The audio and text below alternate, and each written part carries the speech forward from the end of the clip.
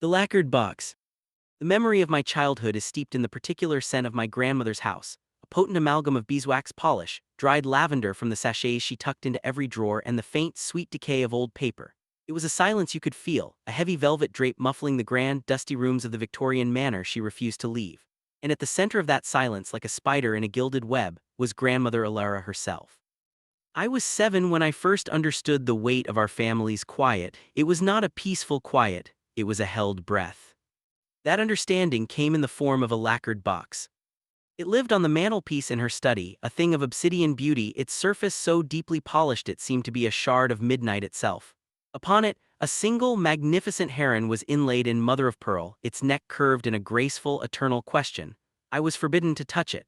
This, of course, made it the axis around which my childish curiosity spun.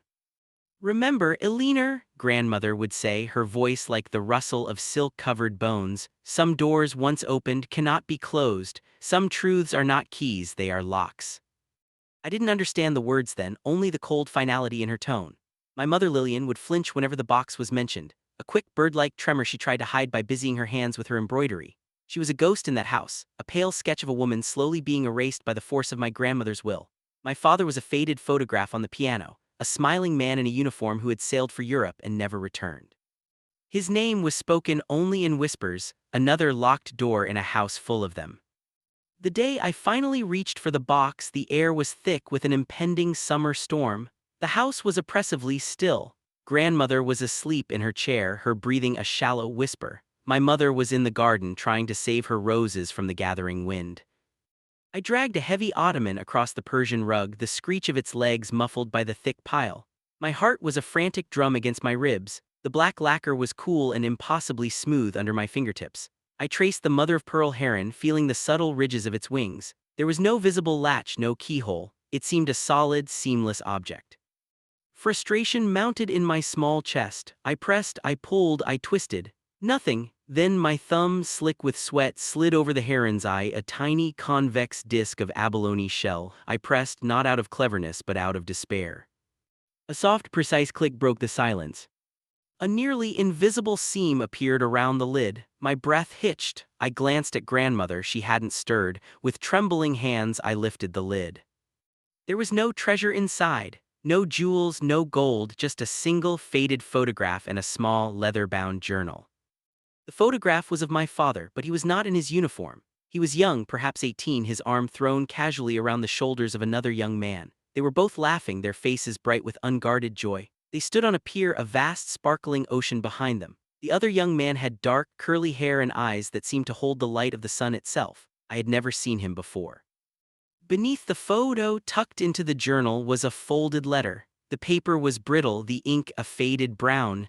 I unfolded it carefully. It was not addressed to my grandmother or to my mother. It was addressed to my father. "My dearest Thomas," it began. The voice that spoke from that page was not the voice of a comrade in arms. It was the voice of a lover. The words were tender, aching, full of plans for a future that spoke of a shared home, a life by the sea, far from the stifling grandeur of Alara's house. It was signed with all that I am, Julian. A floorboard creaked. I jerked my head up, my blood freezing in my veins. Grandmother Alara was awake. Her eyes, the color of winter ice, were fixed on me. They held no surprise, only a deep, weary resignation. She had known I would find it. Perhaps she had been waiting for it all along. "So," she said, her voice low and devoid of its usual sharpness, "you've opened the box." I couldn't speak. I clutched the letter, the paper feeling like a shard of live coal in my hand. The truth, whatever it was no longer a silent, polished thing on a mantelpiece. It was in the room with us, breathing, vast and terrifying. "That," she said, nodding at the letter, "is the reason your mother is a shadow. That is the reason your father is a ghost we do not speak of. That truth broke this family, Eleanor, and now you hold it." She leaned forward, her gaze piercing me to the spot. "The question is, child, what will you do with it?" Before I could even form a thought, the study door flew open. My mother stood there, her dress damp from the rain, her face a mask of horror as she saw the open box, the photograph in my lap, the letter in my fist. The storm outside had finally broken, but the one that now raged within the walls of that old house was far, far worse. The ghost in the garden. The silence that fell after my mother's scream was more profound than any that had come before. It was a living, suffocating entity. She didn't shout, she didn't cry. She simply stared at the artifacts of the past scattered on my lap, and then her eyes, wide and hollow, found grandmother's.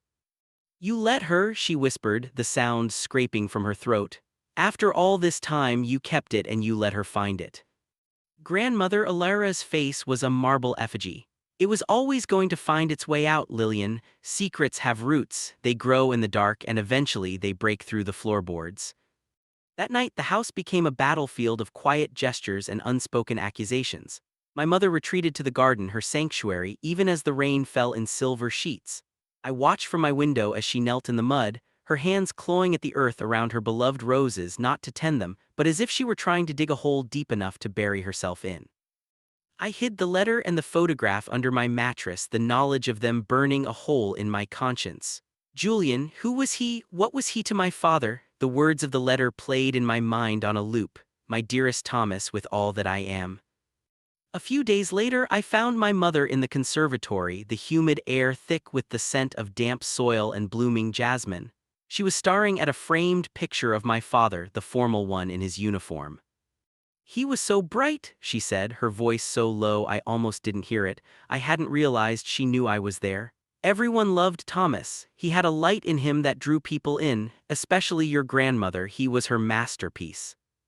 She turned to me, her eyes red-rimmed but dry. "She built her whole world around him. This house, the family name, its legacy, it was all for him." And then he met Julian. I held my breath, afraid that any movement would shatter the moment. "Julian was an artist," she continued, a ghost of a smile touching her lips. "He saw the world in colors and shapes your father had never imagined. He showed him there was life beyond this town, beyond this house, beyond her." The smile vanished. "When your father told Alara he was leaving with Julian after the war to start a new life, it was as if he had driven a knife through her heart." "But he didn't leave," I whispered. "He went to war, he died." My mother's gaze was unbearably sad. "Did he, Alina?" The world tilted, the solid ground of my history crumbled beneath my feet. "What do you mean?" "The official telegram said missing, presumed dead. There was no body, no confirmed death, just silence." She looked back at the photograph. "Alara clung to that presumed. She declared him dead to the world. She buried him in the family plot with an empty casket. It was cleaner that way," she said. "A hero's death was better than the alternative." "The alternative being that he was alive." The words felt alien in my mouth. "That he chose Julian, that he chose to leave us." "To leave her," my mother corrected softly. "I was just part of the life he was escaping, a life she had constructed for him. I think he did love me in his way, but it was the way you love a familiar room. Julian was the open sky." The truth I had unlocked was no longer a single shocking fact. It was a labyrinth. My father wasn't necessarily a war hero who had died tragically. He was a man who might have chosen to abandon his wife, his infant daughter, and his domineering mother for the love of another man. He was either a ghost or a coward. I didn't know which was worse. I confronted grandmother Alara in her study. The lacquered box was back on the mantel, a dark, mocking eye. "Is he alive?" I demanded, the force of my newfound anger startling even me.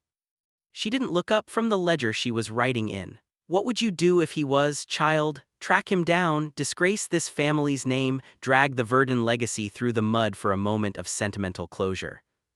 "This isn't about the family name," I shouted, my voice cracking. "This is about me, my father." Now she looked up, and the cold fury in her eyes was a physical force. "Your father made his choice. He chose a fleeting infatuation over his duty, over his blood. He is dead to me, and he should be dead to you." "You don't get to decide that," I cried. "You don't get to bury the truth just because it's ugly." "I do," she thundered, slamming her hand on the desk. The sudden violence of the gesture silenced me. "I have spent my life preserving this family. I built walls to keep the wolves out, and my own son tried to tear them down from the inside. That letter you hold so dear, that is the howl of the wolf. It is not a love story, Alina. It is a destruction story, and it very nearly destroyed us all." I stood there, trembling, realizing the core of the truth I had stumbled upon. It wasn't just about my father's love for Julian. It was about my grandmother's love for her son, a love so possessive, so all-consuming that it would rather see him dead than free. I had gone looking for a simple secret. I had found a war. and I was standing in the no-man's land between two opposing armies, my grandmother's ironclad legacy and my father's forbidden love. The lock had been opened. Now I had to decide if I had the courage to walk through the door. The sound of the sea. The following weeks were a cold war. The house was a gallery of averted glances and conversations that died the moment I entered a room. The weight of the secret was now a shared, cancerous thing. I carried the photograph and the letter with me everywhere, tucked into the waistband of my skirt, a paper talisman of a broken past. My mother began to wilt. The vigorous, almost frantic energy she had poured into her garden seeped away. The roses, neglected, started to brown at the edges. She was a plant whose root had been severed. She had lived for 2 decades in the shadow of a glorious, tragic lie, and now that the sun of a more complicated, painful truth was upon her, she was withering. It was her decline that solidified my resolve. I could not let my grandmother's version of history be the final word. I could not let my mother fade away for a cause that was never hers to fight. Using the clues from the letter and the photograph, the name of the pier, the town mentioned in passing, I began my search. In the town library on the microfiche machine that whirred and hummed like a mechanical insect, I looked for records, ship manifests, property deeds, anything with the name Julian Thorne. For weeks I found nothing. Hope began to curdle into despair. Perhaps grandmother was right, perhaps the past was a country that could not be revisited. Then I found it, a small article in a coastal town's local paper from 15 years ago, a gallery opening. The artist, Julian Thorne, the featured painting, Thomas After the Storm. My heart stopped. There was no picture of the painting, but the title was a gunshot in the quiet library. I noted down the town's name, Seabrook. It was a 6-hour drive.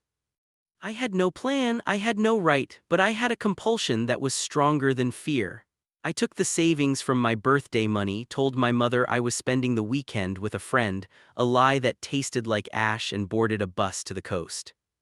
Seabrook was everything our family home was not. It was salt-scrubbed and bright, the air filled with the cries of gulls and the rhythmic crash of the ocean.